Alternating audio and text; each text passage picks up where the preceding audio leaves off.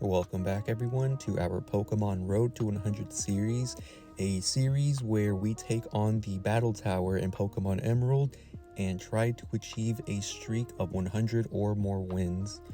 Hopefully everyone is having an amazing day whenever you're watching. So before anything else, I do want to mention that right now is finals week, and soon after I also have to move out of my dorm, so I won't have much time to upload this coming weekend. So do expect a less frequent upload schedule. I already have some stuff planned, but not much. I will be back to uploading my regular content the week after next week, so please bear with me. But yeah, the Battle Tower. So this streak is going very strong. Actually, I did record what you're watching right now about 3 weeks ago, and the reason I hadn't uploaded it was because right after I got done recording, I got really sick and wasn't able to do any voiceovers for a while. And I thought to save it for around this week, since I knew I'd be pretty busy and wouldn't have time to record. So that's why you're seeing this until now. But yeah, team number 2 has been performing really good in these earlier rounds. I do like to mention that my Lance the Gyarados hasn't had to go through any changes at all. Similarly to my Venusaur, it's been perfect since day 1. No changes to the movesets, no changes to EVs, no change to the item. It's just been phenomenal. It does what it has to do with setting up with Dragon Dance on turn 1 after the Intimidate drop, and I just have to click Hidden Power Flying or Earthquake for some reliable damage or one-hit kills. And on the times that I'm not able to do that, I can just Thunder Wave and switch out to a different Pokemon for a perfect pivot to reliably knock out any potentially faster Pokemon than my Flygon or Metagross. So honestly, Gyarados just perfect. No changes as of right now, and I'm really happy with it.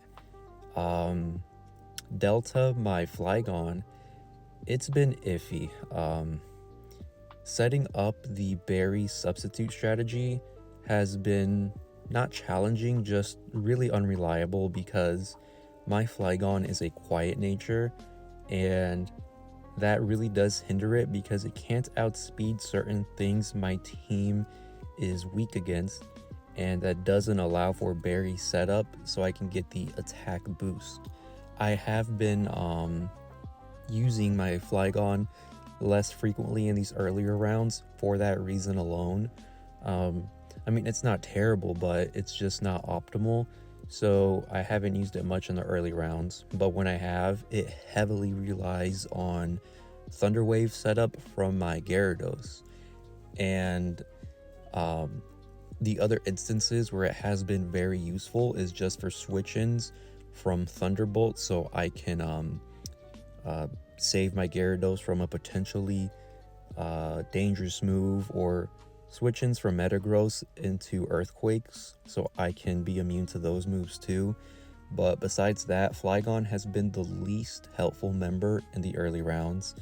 And Metagross, it's been pretty good. It does what it has to do as a wall breaker, and it has a lot of coverage options, although it doesn't perform as effectively as I'd like it to, and that's mostly due in part to not having Explosion. Now, I know I said in the last video where I covered this team that I didn't opt for Explosion because I could end up exploding into a Protect or Substitute that just kills one of my team members and leaves me -1 with nothing to show for it. Or I could just miss entirely because of Brag Powder or Evasiveness strats. But honestly, I haven't really run into Pokemon that predict Explosion almost at all. So I thought it'd be pretty good to just run Explosion eventually. But that's how my team has been performing in the earlier rounds. round 6 through 7.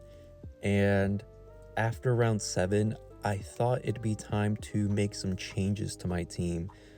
Much needed changes too, because they do perform well, but it's just not enough. It doesn't put me in a place where I feel comfortable to continue up to higher rounds.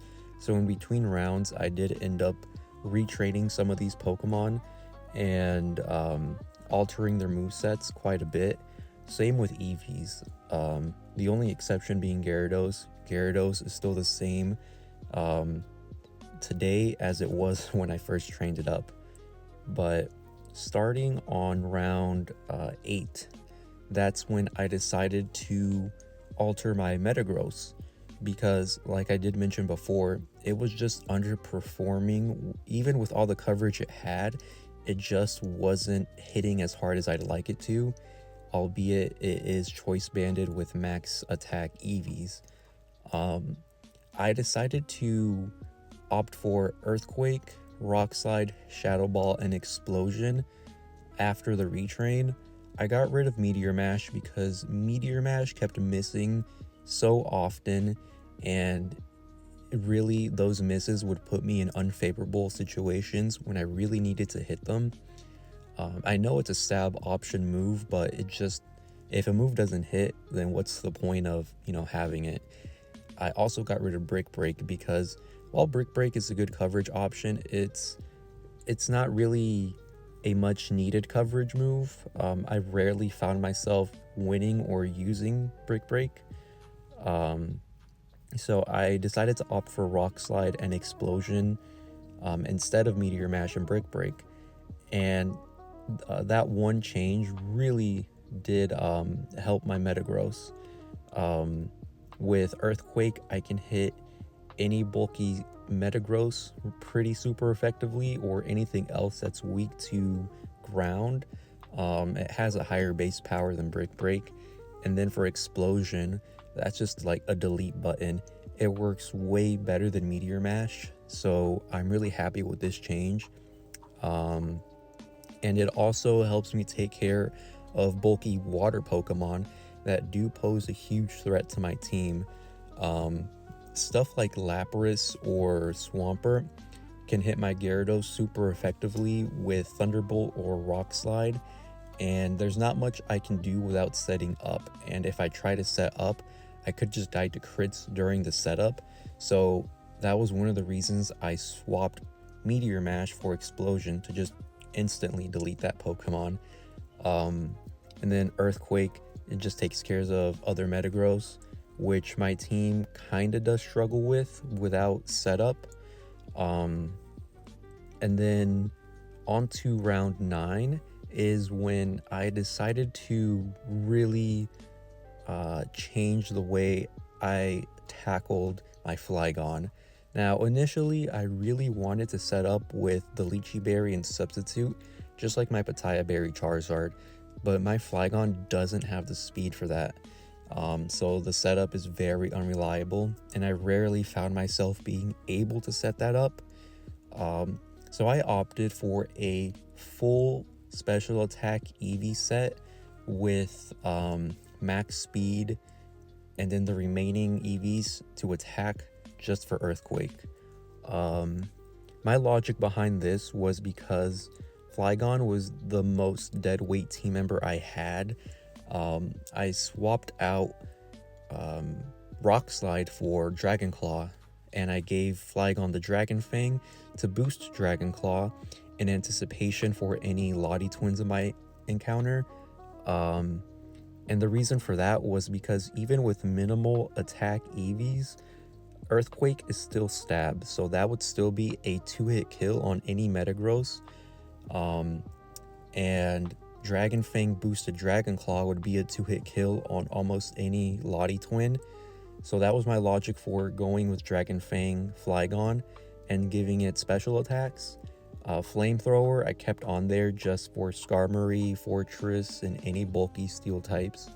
I gave Flygon Giga Drain for the earth and water types like Swampert, Wishcash, and Quagsire, because my team really doesn't have good answers to those, and a well-timed switch in from Metagross into Flygon can pretty much one-hit kill any Swampert, Quagsire, or Wishcash I do switch in from.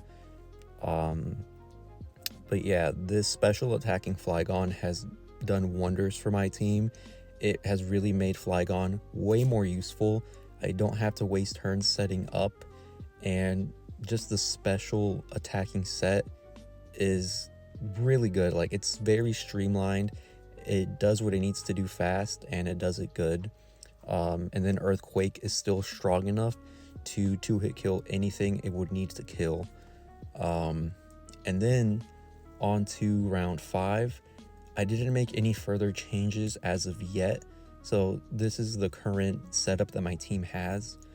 I'm feeling pretty confident with this setup and my current team.